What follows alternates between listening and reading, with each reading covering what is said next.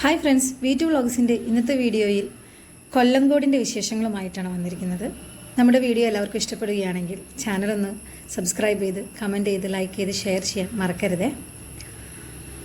പാലക്കാടിൻ്റെ തനതായ ഗ്രാമീണ ഭംഗി കാണണമെങ്കിൽ കൊല്ലങ്കോട് പോകണം. കൊല്ലങ്കോട് അത്രയും മനോഹരമായൊരു സ്ഥലമാണ്.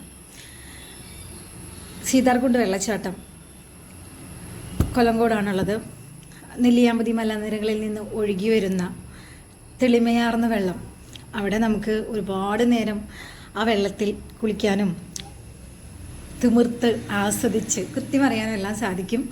ഞങ്ങൾ പോയപ്പോൾ ഞങ്ങളുടെ രാമേശ്വരം യാത്രയുടെ ഭാഗമായിട്ടാണ് തുടക്കത്തിലെ കൊല്ലങ്കോട് പോയത്. അപ്പോൾ ഇങ്ങനെ വെള്ളത്തിലിറങ്ങാനും കുളിക്കാനുമുള്ള ഒരു പ്ലാൻ ഇല്ലാതിരുന്നത് കൊണ്ട് അതിന് വേണ്ടുന്ന ഡ്രസ്സുകളൊന്നും കരുതിയിരുന്നില്ല. അപ്പോൾ അതുകൊണ്ട് മാത്രം കുളിക്കാതെ ഒരാഗ്രഹം സാധിക്കുക എന്ന രീതിയിൽ വെള്ളത്തിൽ കുറച്ച് നേരം ഇറങ്ങി കാലൊക്കെ നനച്ച് ആ ഒരു ശീതളിമയിൽ കുറച്ച് നേരം സ്പെൻഡ് ചെയ്തു.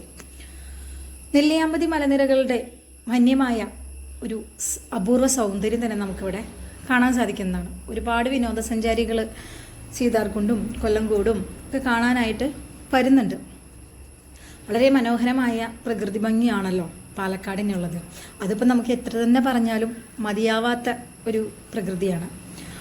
ആ സീതാർകുണ്ടിലേക്ക് പോയി വരുന്ന വഴി ഞങ്ങൾ 2-3 കൊച്ചു സുന്ദരികളെ പരിചയപ്പെട്ടു.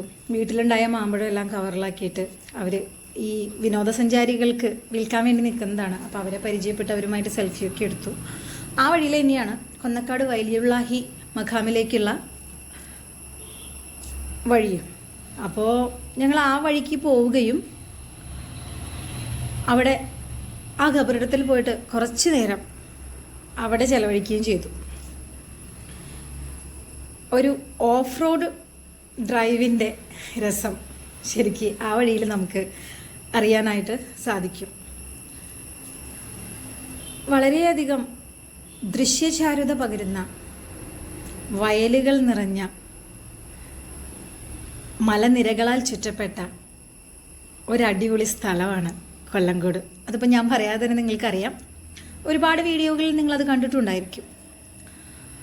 വയലുകളിൽ കർഷകർ ഞാറ് നടുന്നുണ്ടായിരുന്നു. തൊട്ടപ്പുറത്ത് തന്നെ ട്രാക്ടറിൽ ഉഴുതുമറിക്കുന്നുണ്ടായിരുന്നു.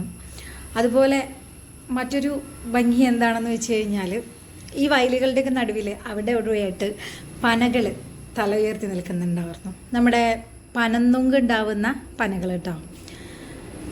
നമുക്ക് അതൊക്കെ അപൂർവമായ കാഴ്ചകളാണ്.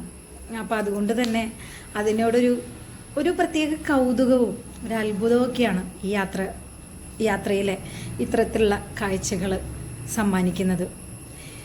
എത്രയൊക്കെ തന്നെ പറഞ്ഞാലും വർണ്ണിച്ചാലും മതിവരാത്ത ഒരു ചാരുതയാണ് നമ്മുടെ പാലക്കാടൻ ഗ്രാമഭംഗി.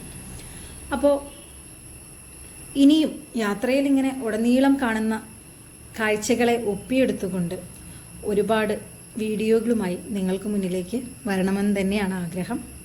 അത്തരത്തിൽ ഇനിയും നമുക്ക് വീഡിയോകളുമായി കാണാം. എല്ലാവർക്കും ഈ ഒരു കൊച്ചു വീഡിയോ ഇഷ്ടമായി എന്ന് കരുതുന്നു. ഇനിയും കാണാം. Bye bye.